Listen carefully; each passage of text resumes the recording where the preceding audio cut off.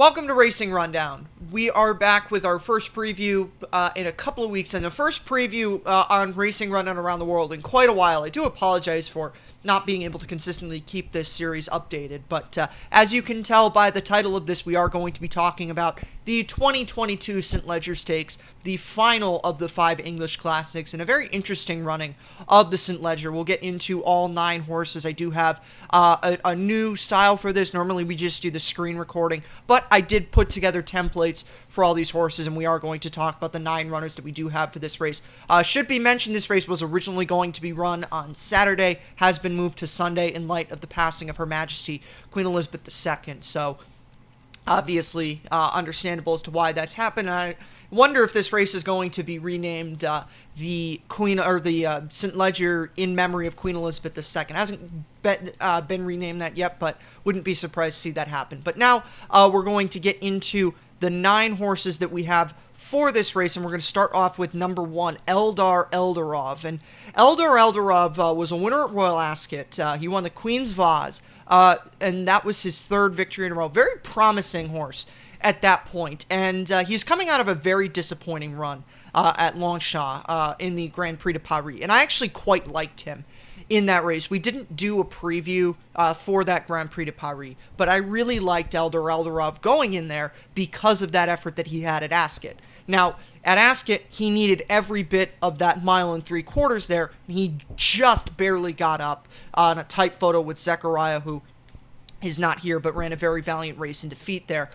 Prior starts before that, formalities. He won Newcastle in the all-weather and then broke his maiden, Nottingham back in October 2021, his only start as a 2-year-old. And the big thing about Eldar Eldarov, and I called him on Racing Rundown this week, the proven commodity, because we know that he stays, and we know that he's group stakes caliber. I really liked his victory in the Queen's Vase. Eric had Eldar Eldarov in that race, and Eric said that this is a Leger horse after that victory in the Queen's Vase, and I very much stand by that position. Now I'm not going to get to my pick yet, but I think that this race is going to set up a lot better for Eldar Eldarov than the Grand Prix de Paris did. He had to track the leader in that race, and Eldar Eldarov doesn't want to make the early running of a race. If you go back and you watch that Queen's Vase, Eldar Eldarov is coming from pretty far back there. In this race, and we'll talk about it with the pace setup, but in this race, he's got someone that is going to go out there, set the pace. He's got horses that are going to track him, the leader, and that pressure is not going to fall to Eldar Eldarov. So that is going to be something very beneficial for him. And the price right now, at least in the markets, looks pretty good. So there's a lot of reasons to like Eldar Eldarov in this race. We're going to move on now to the number 2 horse in this race, and I should mention I'm going by program numbers. The number 2 horse in this race, and that is El Habeeb, who was a horse who ran in the Derby this year. El Habeeb is a big long shot in this race, and he was a big long shot in the Derby. Understandable. He hadn't won a race going into it. He'd only had one start going into that. Subsequently, is found lighter company. He was second in a race at Chester and then won on the all-weather last time, so he's now no longer a maiden. But big long shot here. There's not really a whole lot of reasons to like El Habeeb in this race, so I'm not going to spend too much more time on him. We're going to move on now to the number 3 horse, French Claim. 3rd in the Irish Derby, and the horse that I think is the real important one for this race, because French Claim is the horse that I think is going to make the early running of this race. He led in the Irish Derby, so it's reasonable to assume that that's going to be the case. Now, I have made my opinions on the Irish Derby and Westover and in general these European 3-year-olds very clear. I don't like many of them, and French Claim was Group 1 placed behind Westover in that Irish Derby, but I really don't like anybody from the Derby or the Irish Derby or any of the classics for that matter. And French Claim for me is just the horse that's going to set the pace in here. And while maybe he does hang around in place in this race, the most important thing for me is he's going to be the horse who's going to make the early running in this race. And if I'm going to be going with a New London or an Eldar Eldarov, especially if I'm going to be going to an Eldar Eldarov, I need to make sure that your French Claim needs to be making the early running of this race, which I think that he will be doing. We're going to move on now to the number 4 horse in this race, and that's Giavellotto, another long shot in this race. And, again, not really a whole lot to say bad about him, but just a horse that doesn't have a lot going for him in this race. And you have a lot of horses that you already know are going to, are top caliber horses. New London, I already mentioned Eldar Eldarov. We'll get to Haskoy, the filly, and he's got good consistency throughout the course of his career. He won going 1 3/4 miles, so he's already got experience over the distance. But at the end of the day, I think that there are just better horses in this race, so I'm going to be going against him in this spot. I have noticed that I can get a little bit too reckless at times and take horses that I don't have any business taking, and not that I really considered this horse here, but there's no reason to consider him because there are just better horses in this race. And with that said, we're going to move on now to the number 5 horse in this race, the runner-up from the Derby, Huyamal.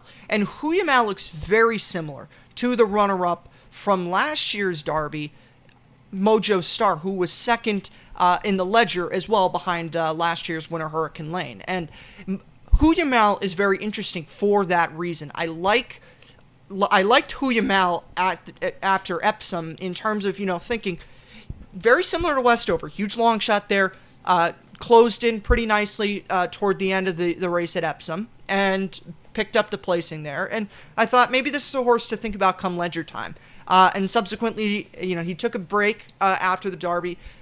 First start back, he lost to New London, and then last time out at Goodwood in August, he won, which was his first victory since August of 2021. So this is a horse that's coming in off of some good form, and he also won last time going 1 3/4 miles. The big issue with Huyamal is he was beaten by New London, and New London is even money right now in some of the markets. So you question whether or not Huyamal is going to be able to go one back, or do one better, I should say, than New London in this spot. So I'm going to take a pass on Huyamal, even though he was interesting and I did consider him, just because he does very much fit that Mojo Star, and depending on the price, might throw something on him in here, but he does very much fit that run a good race in the Derby, show up well in the ledger archetype of horse.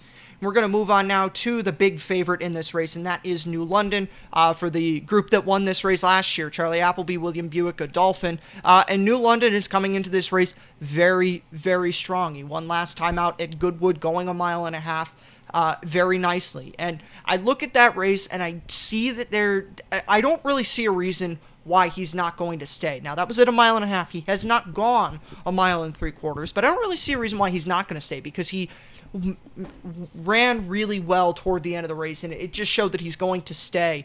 At least in my opinion, it just showed that he's going to stay when he gets to go the further ground in this race. And I think that New London is very much worth it back here. Personally, for me, it's a tough call between him and Eldar Eldarov. He's the hot new commodity. As going back to what I said about him on Racing Rundown yesterday, it's the hot new commodity. Eldar Eldarov is very much the proven commodity, but there's a lot of reasons to like New London in this race, and I can't blame anybody for going with him. Still, again, undecided, not going to get into my picks just yet, but very tough call between these two horses. I did like things about both of them. We'll move on now to the number 7 horse here, and that is the filly Emily Dickinson, the only entrant for Aidan O'Brien and Ballydoyle in this race. And Emily Dickinson is a horse who, once again, going back to the fillies this year, I don't really like the European fillies too much either. But this is a filly who has some experience over the 1 3/4 miles. She was beaten a short head in Ireland back in July, and then she got her last start also at Goodwood at 1 3/4 miles. So experience over the distance is fine, but the thing with Emily Dickinson is I don't think she's good enough to beat the top flight horses in this field, and she didn't really run too well in the Irish Oaks, and I didn't really like anybody in the Irish Oaks after Emily Upjohn pulled out of there, and at this point Emily Dickinson just looks like she's a cut below in this race, so I'm going to be taking against her in this spot. We're going to move on now to the second of 3 fillies in this race, and that's Haskoy for Ralph Beckett and Frankie Dettori. And Haskoy is very intriguing because she was supplemented into this race after she won last time out at York, and that was going 1.5 miles. Now, the thing with Haskoy is she looks really good, really promising going forward. She's definitely a filly that is for the future. The big question is she hasn't gone this distance before, and she's also a little bit light on racing, and I'm a little bit nervous to go, to single her out and say, okay, she's going to win this race when you have horses, Eldar Eldarov, as I already mentioned, proven at this distance and also a proven group stakes performer. New London hasn't gone this distance before, but New London has run plenty of times before. Haskoy looks really good, and I think is definitely going to appreciate getting more distance here. She's by Golden Horn out of a Nathaniel mare, so definitely going to do well with the more distance here. And just the way she ran toward the end of the start at York also looks very likely that she's going to appreciate this kind of a race. But the inexperience is the big reason why I'm going to be against Haskoy here. I thought about her. She was definitely a horse that crossed my mind, but ultimately going to go to some of the more proven horses in this race, but did give her some thought because, and certainly you have to factor in that the connections are bold enough to supplement her for this race, so they clearly are not going to do that if they don't think that she's going to show up, and I think she will run a fine race here, just not ready to go with her on top here.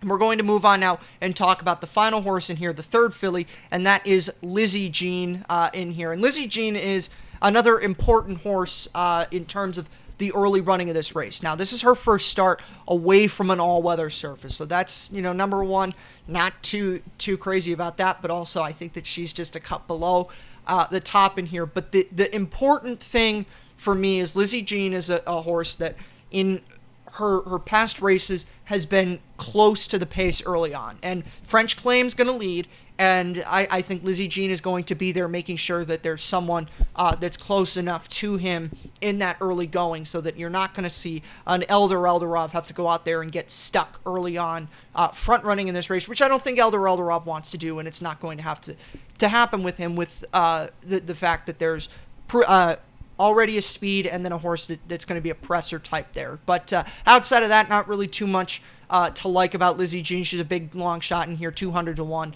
in the best odds right now, and no real case to make for her. Big ask, first start on turf. She has gone 1.5 miles, just longer than 1.5 miles before, but also first start at 1.75 miles. So a couple of big asks for her against her in this race for this reason, and we'll get into my pick for this race. And ultimately, I am going to go to Eldar Eldarov in this race. It was, like I said, it was a tough call between New London and him, but I just really liked the effort that Eldar Eldarov had at Ascot in the Queen's Vase. That effort is enough for me to say Eldar Eldarov is my ledger horse, just because of how well he ran on toward the end of that race. Give him an extra half furlong in this race, like you're getting in this, and he certainly would have had no problem if you gave him an extra half a furlong at Ascot. And the effort there, just, I can't say enough good things about it because it was a very impressive, to me, effort. Eric is all in on this horse. I'm now joining him on the Eldar Eldarov train, and Eldar Eldarov is going to be my pick in the ledger. Not really too much to get to underneath. I would expect a good run from Huyamal, Haskoy. If I would to put something together, try to get New London out of there. That's probably the best way you're going to make some kind of money in this race. But it's unrealistic to expect that New London's not going to show up. So the big thing for me is Eldar Eldarov, and we'll see what the price is on Huyamal, and that will dictate whether or not some kind of a place wager or something like that will be played on him. With that being said, that's going to be it for this preview of the St. Ledger and this edition of Racing Rundown Around the World. Be sure to check out Racing Rundown's episode 155. Very deep episode. We go into everything. Eric is going to have a preview for the Del Mar Futurity, so be sure to check that out. There will be a link to that in the description as well. We'll see you next time on Racing Rundown.